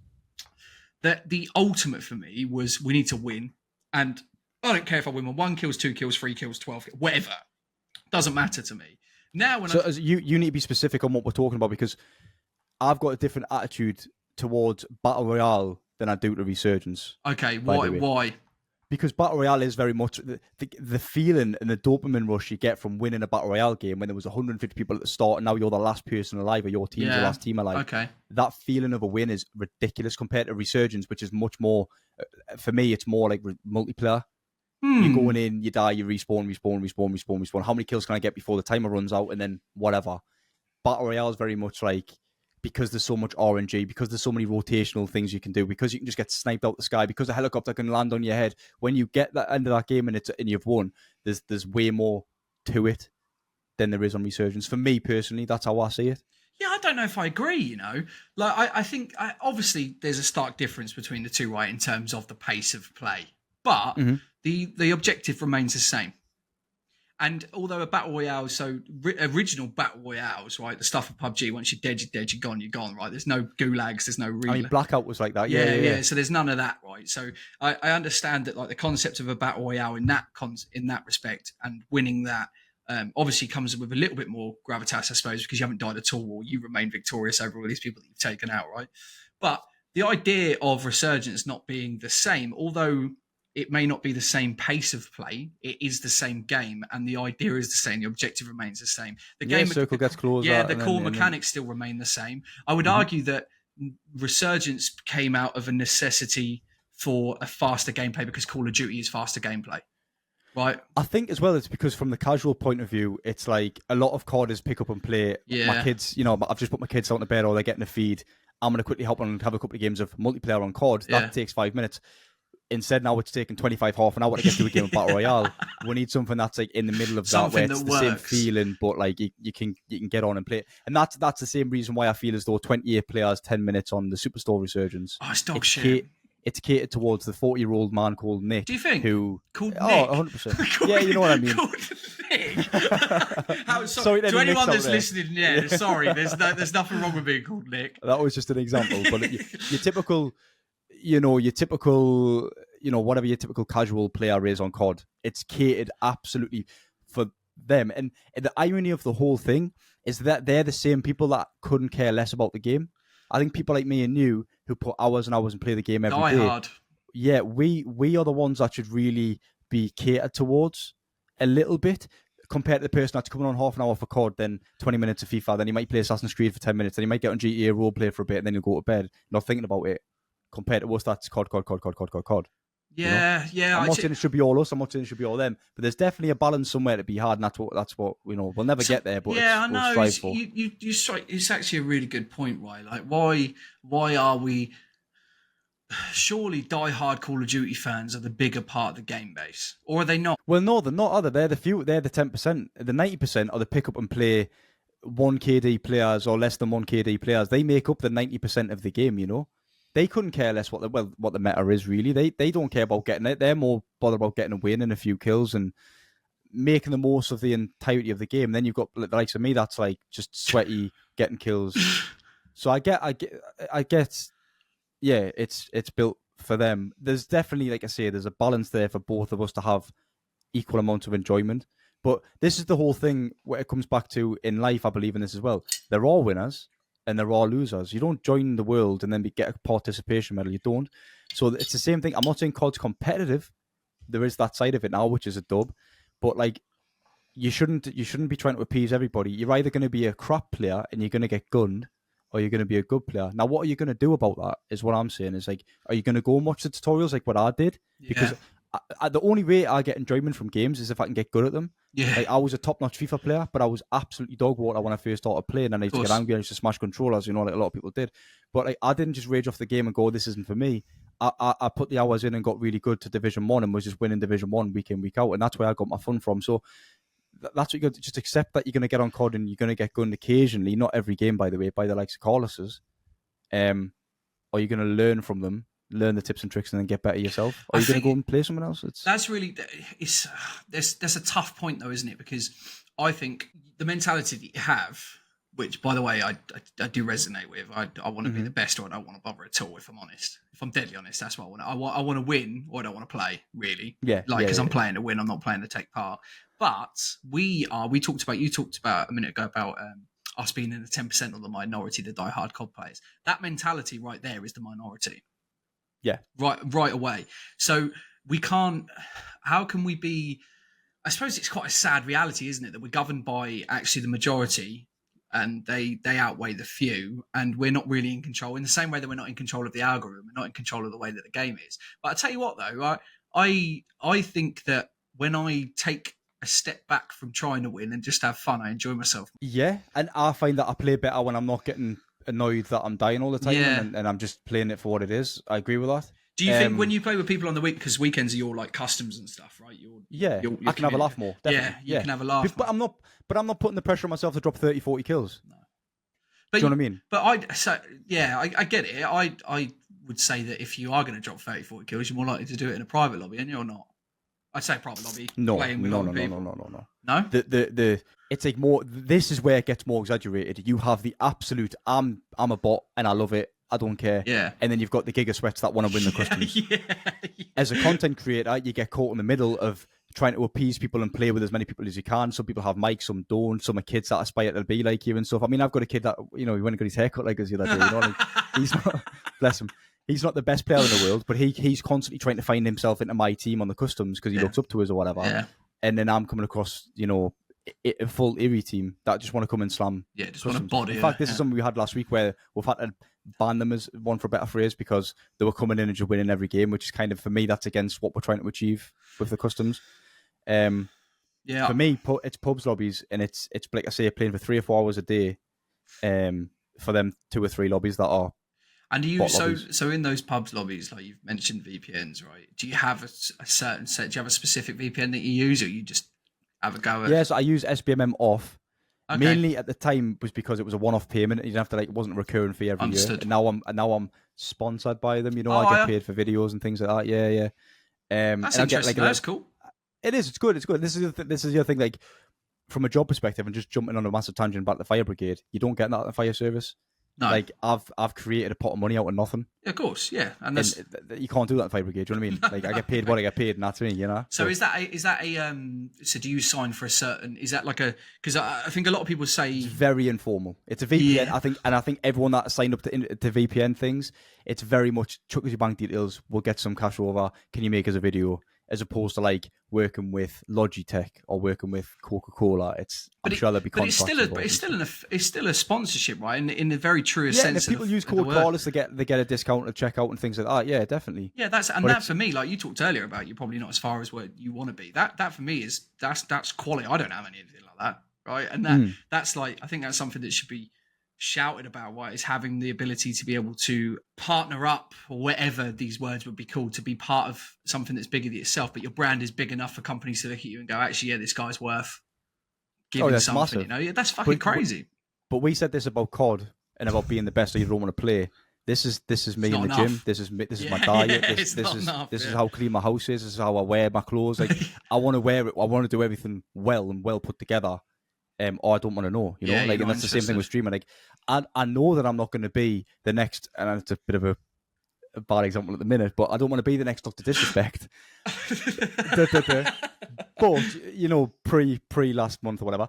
But I want to be the best, knowing that I'm not going to be that big. But like getting up into them, that the realm of them, that's that like bigness of streamer, that size is definitely like aim for the clouds. You know. Yeah, I think I wonder what the percentage is, like, of all the people that stream, right? 1%, 0.1%. Yeah, it's Success. got Are you going to say success? Yeah, to It's be gotta up there, like we say, Dr. Disrespect, and actually, I hold some very particular views about Dr. Disrespect as a streamer, because I actually don't think he is. Don't get me wrong, like in the streaming world, he has certainly been one of the biggest, but I don't think he's the best streamer, and I think there's specific reasons for that. But when you look at the likes of, like, true Call of Duty content creator streamer, what is success? What's the level of success, and how many people go from doing what we're doing now all the way through to being able to live in massive houses, or whatever their level of success is, you know? It's got to be the same sort of returns. It's got to be 0.1%, 0. Something percent. It's got to be. You say that, but then there's, like, I know that there's loads of people on TikTok now that, like, even at my level, I don't earn really good money, but I certainly am able to subsidize more than half of what I was, probably 75% of what I need out of playing games, and I'm nowhere near what I would deem successful, right?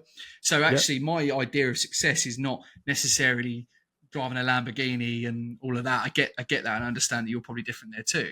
But how many people are making a living out of Call of Duty? Because I think that's a lot different to the top 1%, isn't it, or the top 0.1%? I get that. So this is another thing that's always like baffled my brain. Right, there is streamers out there. A lot of them are pros and stuff, and the sub counts aren't that great. They're okay, like you say, they get by. They're clearly doing it full time, so they're doing all right for themselves. But they don't they don't make the YouTube content or the TikTok content, or they don't. So this is the other reason why I like Joe and Zyro. They absolutely capitalize on everything that they can possibly capitalize on, and not in like a greedy way. It's a well put together. Like, why not? I'm already doing it. Like, if I'm streaming Keikel games, of course I'm going to clip one up and make a YouTube channel that now has, in Zyro's case, 170,000 followers, which is going to earn him some income, right? Something that's baffled my brain that I just don't get why a lot of streamers don't want to put the extra half hour in, like to do that. I think a lot of them don't want to. Like, I think, but that's absolutely fine. But I personally, it's my bias. It doesn't resonate with me. I don't understand it. You know. Yeah, I think there's probably, like, for me, there's certainly things. I just want to live comfortably by playing games, right? That's my idea of success. How I choose to do it, how I get there, is entirely up to me. I think I would always have a problem with leaving money on the table. You know, like I like Joe, for example, his branching out into IRL streams, like when he recently went to Dubai, right, and he was playing in the £1 million tournament over there, and actually the whole blog wasn't about Call of Duty anymore. It was about Joe. It was about how he Yeah. was traveling and stuff. So yeah, I understand what you mean by that. I just think certain people are probably built for it and certain people ain't. The likes of Dr. Disrespect, right? Does he, like, obviously doesn't do anything now, but I don't remember ever seeing him doing in real life stuff. But he didn't have. I mean, He's above all that because what I it's think like you put him Mr. on Beast. a pedestal, don't you? Not Dr. from now, Disrespect. not now, yeah. But No, like, obviously not now. Yeah, yeah. it's a bad example really because of Yeah, what happened. But I could never put a costume on. I could never be fake. I could never not be Charlie/Karliss on the stream. He's done it in such a well put together way. I find myself like laughing at his stuff, and yeah, I can see why he had the following that he had. But he had he had the following that he had. Because, well, in my opinion, I mean, I don't know his backstory. I mean, No. I'm guessing you know something I don't. But No, I don't think so. I think we probably know him on a level. Like he was well involved with the Call of Duty scene from the day dot. He created Call of Duty maps. He was a game developer to all intents and purposes and knew a lot about it. But that I don't know. Again, walk around in the dark, right? This is my life at the moment. But I don't think that would have had a hand in him being the streamer that he was. I don't see him as a streamer like you and I. Because you said he's on a different level. He's a person. He's a character. He's not a streamer. Dr. Disrespect doesn't exist. He's not real. Guy Beam the third or whatever is the real guy, and it's the same as like Keith Lemon, right? Who wants to know Keith Lemon as Lee Francis? No one. No one's interested. They want to know Keith Lemon. So like, I think again, I'm like, you should never fucking point up and shout and scream or whatever. But I have a certain level of respect for someone like. I don't know, your Zyros, and of course there's hundreds and thousands of them, right? There's so many different Westies, Stoddies, Tactical Brits, all of the UK, all of those sorts of people that are all streamers in their own right for their own self-worth, not standing behind a character, honest and upfront.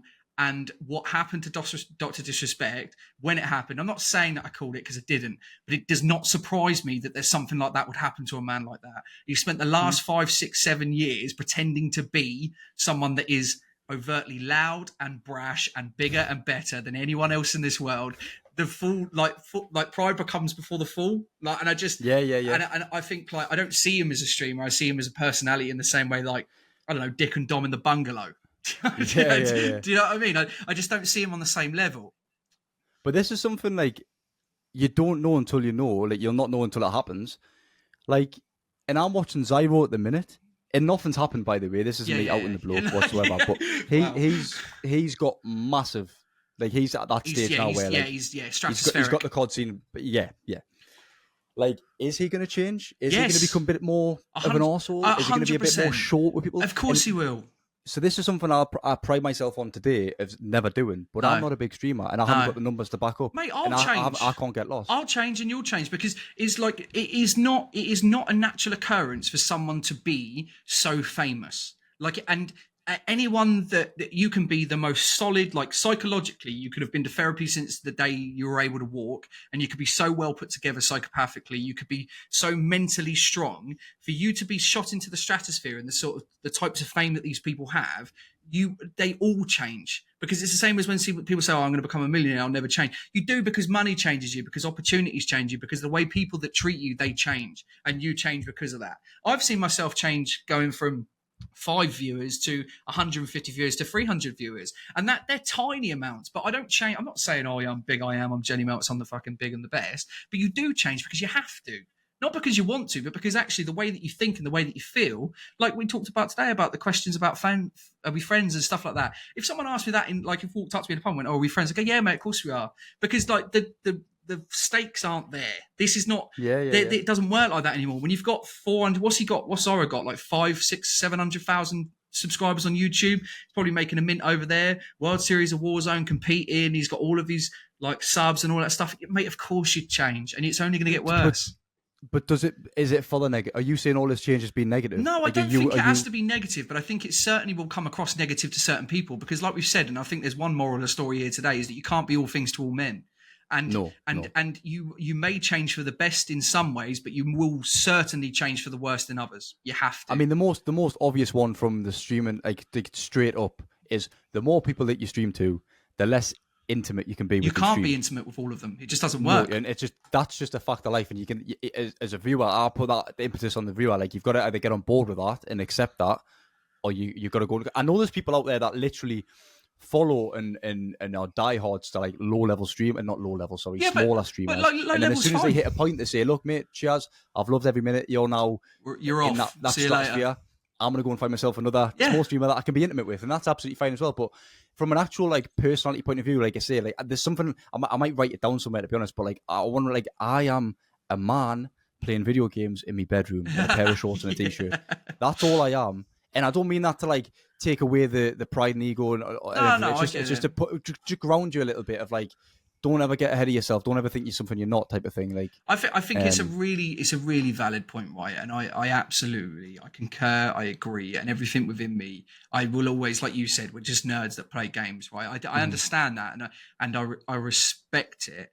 What I would say is that those who don't respect history are doomed to repeat it.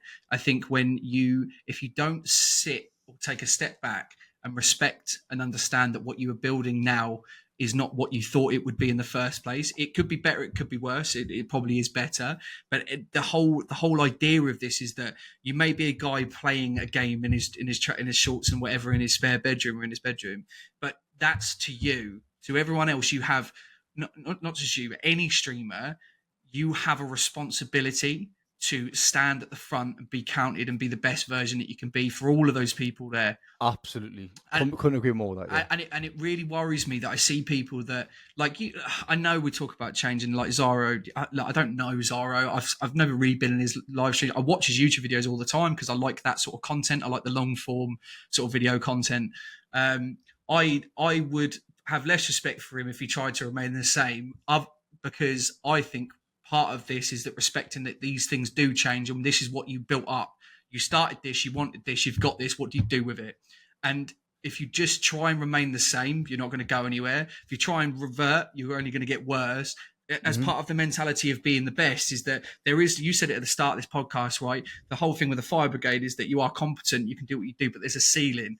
The respect for this position as a streamer is that there is no ceiling, and at times you're not going to know what comes next. But one thing is for certain is that to you may be the man with shorts and t-shirt playing games, but to everyone else, you are a god. You are the person that they sit and choose to spend their time and their money on. And for you not to change, and for you not to understand and respect that in certain cases, not you, but people, which I've seen them do it, it's a disservice to yourself and everyone else that's watching you. Yeah, I mean, that's the main thing I'm saying is like when you do go and grow, don't forget the people that got you there, because ultimately, and it's a scary thought, but it's also a nice thought. It's like everything that you will achieve is from your community. Of course it is. It's all the fire is stoked by your community. You're a product They're the of ones them. that absolutely. Like they will see you fail and they will see you succeed. So like, don't forget them at all. Like never. And the earliest opportunity, something I've always been massive on. That's not something I've done entirely, but the meetups. Yeah. Giving back as much as I can, Do they as go much well? as much as possible.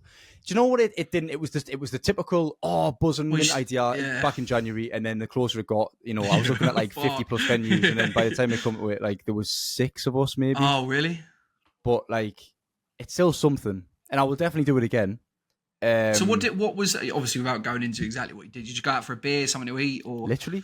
But I mean, I'm up for like I've said like crazy golf. Doesn't have to be a drinking thing, whatever, but, but it was literally just the reason was everyone knows who I am and what I look like, so they can look and go, oh, there's Karliss, oh, there's Charlie. If we just meet up in the middle of town, wouldn't know you. Like pissed, I wouldn't know anyone. I know your name on card or whatever, but I don't know who you are. So I wanted initially to like book a venue out with like beer pong and all that stuff, pool and whatever, and then really get to know each other and become really intimate as a community as much as I can physically do as one person.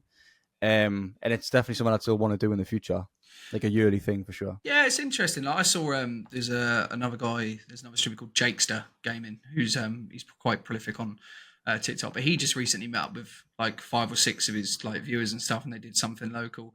I've definitely been asked to do stuff like that, and I think the idea of it is always a little bit better than possibly the execution, right? I personally am not really a social person, if I'm deadly honest. I don't really.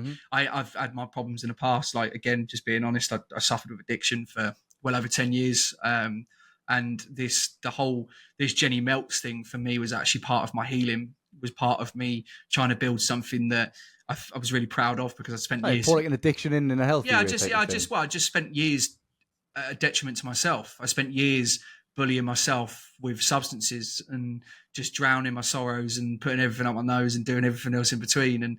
And I just spent a long time not really liking myself for that reason alone. And then I got sober about 18 months ago. Year and a half, just under a year and a half ago. And then I relapsed last week.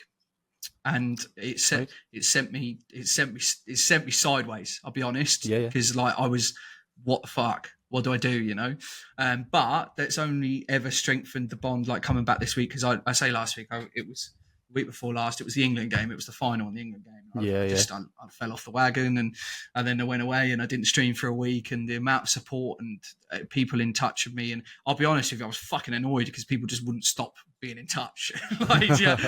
But what came from that is actually like I spent so much time hating myself and doing what I'd been doing, it almost becomes normal, right? And then I stopped and I created a new normal, and then I dipped my toe back into what I thought was normal before, and it became so apparent that actually in the time that I've been away from what I thought was normal, the addiction and stuff, is that actually I've built up this level, this community of people that genuinely care about me, and I don't have to hate myself anymore.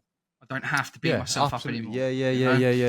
So I feel very strongly about it. Like I feel so strongly about the streaming, more so than I would think most, but actually it's because this is saving me, you know, on a day-to-day basis. This saves me. But look, we've been at this for an hour and a half. I don't want to keep you any longer. Is there anything else you wanted to talk about? Any questions that you had before we sort of try and wrap up on something? Not particularly. I have a question actually. I had a question. What's your experience? Like something that I think has been going on. Like I said, I believe in luck and timing. Gets you like, you know, turn up a day, but there's elements of luck and timing. Like what I've recently found out was a lot of people know each other in the COD scene, in definitely in the English scene, and maybe are involved in group chats and grew up together in the contents and stuff. I've never been involved in any of that. I've had to learn it the hard way. But like, what's your experience of that? Like, I feel as though I'm kind of out the loop sometimes with like everyone else seems to know what's going on and knows each other, and I don't. Yeah, I think that's a really good point actually. I am the same as you, so no one I know. In fact, so alien to the people that I know that I've lost friendships over it because they're like, "What, you're just choosing to play games for it?" Like they just don't understand it. Me and my mum are at loggerheads about it for that exact reason. She just thinks I've just pissed my life away just to go and play games. But no, I don't have. So I've never had anyone that content created. I've never had anyone that's even had probably 1 ounce of creativity in their body in any way, shape, or form.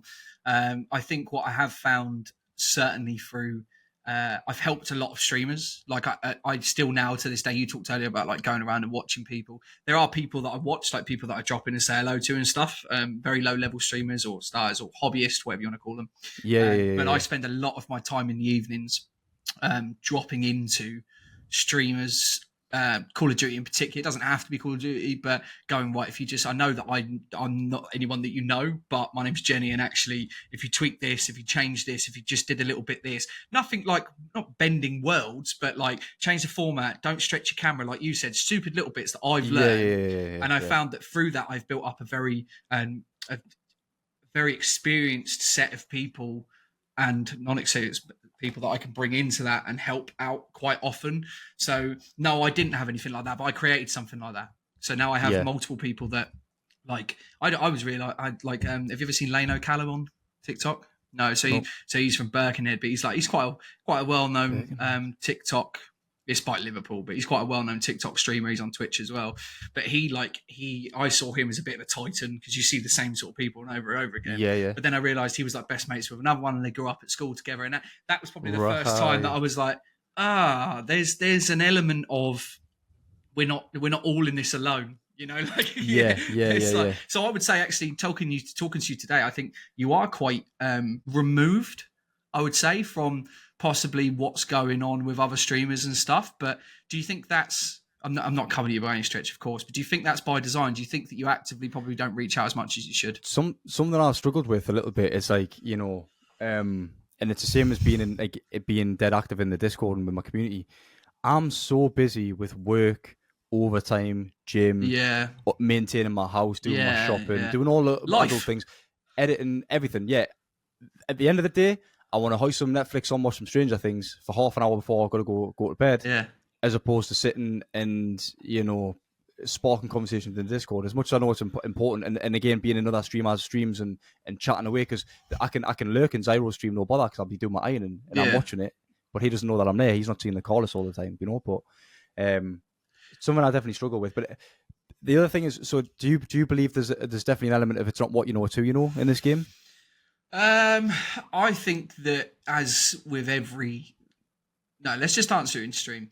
No, I don't think so. I think that if you take the mentality that you have in particular with trying to be the best and pushing that out as much as possible, and as part of that comes with an element of helping others, right? Because that's what this is. Like, people don't give you something without you giving them something in return. So I'm aware that actually we start off, if we think all of these interactions is almost it's a transaction, right? I will jump into your stream, I'll say, actually you might look to do this, and if they see something positive of that, they're then more likely to take me seriously and therefore come and try and help me. So I don't think it's who you know, not what you know, because I personally think that there's plenty of things that I don't know, but there's also plenty of people that I don't know. And I'm sure that if I'd given the time and energy into certain people, they might not have given me anything back, and then it would be seen as a waste of time, right? So I don't think it's about who. I think it's about what in the streaming game, because don't get me wrong, I go and help some of those people, and out of the 10 people I help, one of them helps back. It's not always like I'm getting all of these tantalizing tidbits of knowledge back to people.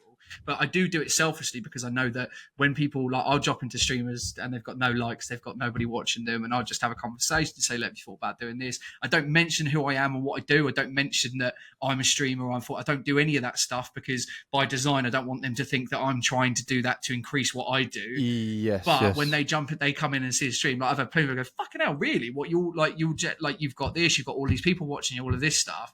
And they go, oh, fuck, maybe we should be taking this seriously. So, no, I don't think it's what you know. I don't think it's who you know. But I'm well aware that actually, if you've got someone that can give you a leg up, then of course it will help you. Of course it will. Like, G-Man helped me a lot, Yeah, and this is what made us think of it, because last Friday now, Louis CM.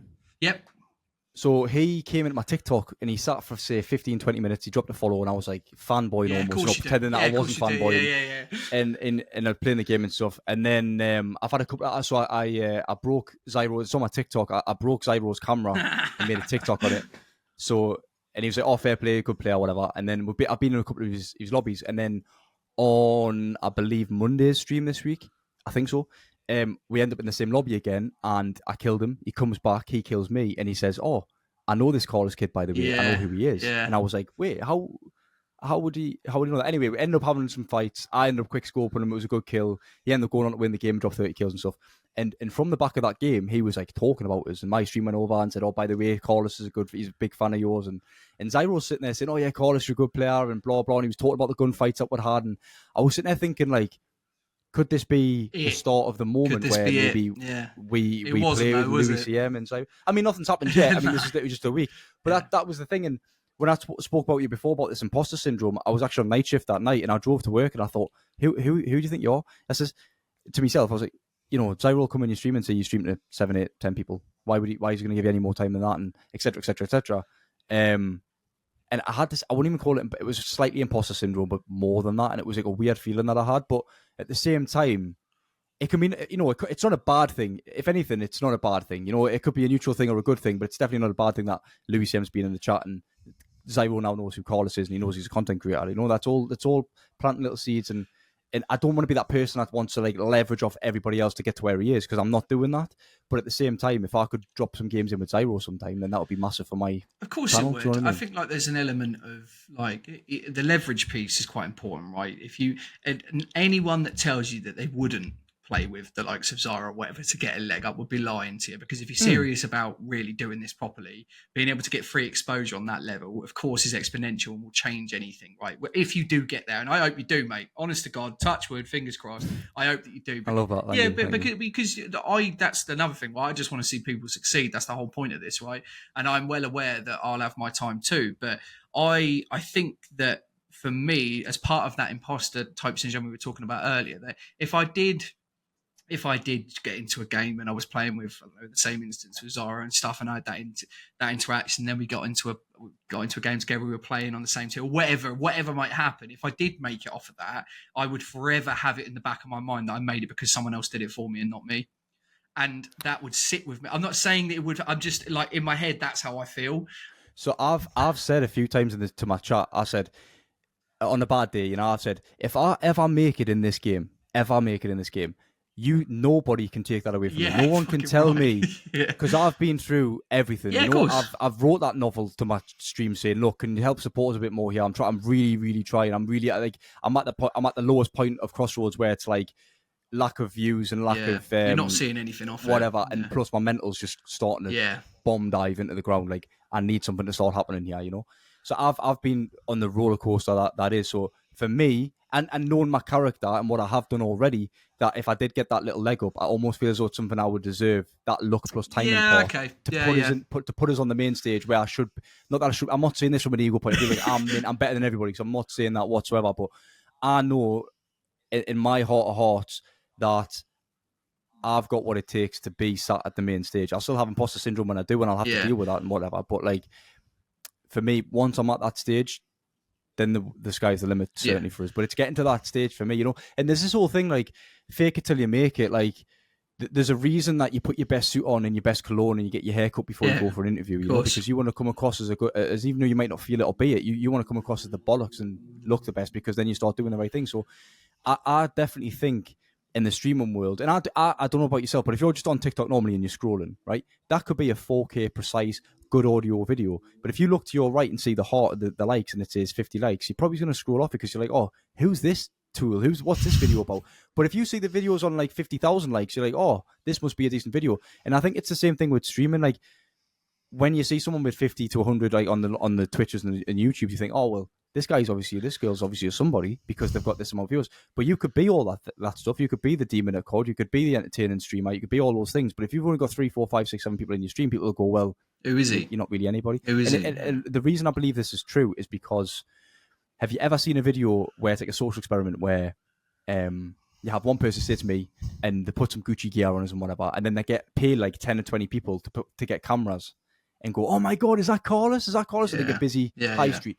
And naturally, people that I'm a nobody and stuff, but like naturally other people will see that and go and try and get the picture taken because they think that I'm a somebody. And I think there's definitely an element of that. Like it's the mob mentality. So it's the concept of the mob mentality, right? Is that you, regardless of what we do and who we are, as humans in particular, we are pack animals. And if you see someone else doing it, you need it. And that's where the idea of like FOMO comes in, right? The fear of missing out, because how can if you see all of these group of people getting photos, you need to get a photo. You don't know the value of it, but it's literally hardwired within you to make sure that you do the same. So yeah, there is an element of that. Unfortunately, I see that to be the biggest downfall of social media in particular, if I'm deadly honest with you, is that it is built on popularity, right? And actually I've never seen myself as a popular person whatsoever, and I'm under no illusion that actually I probably, in terms of the TikTok sphere, I don't think that I'll ever shoot into the stratosphere when it comes to like, I don't know, thousands. So like Cammy, for example, I'm sure you've seen Cammy, he has like thousands of people watching him. I don't think I'll get there in TikTok in particular, and also I'm not entirely sure whether or not that's my idea of success either. But yeah, I think there's definitely an element of be engaging and having enough people to engage with you to put you at that level where people go, oh, he's got 50,000 or whatever.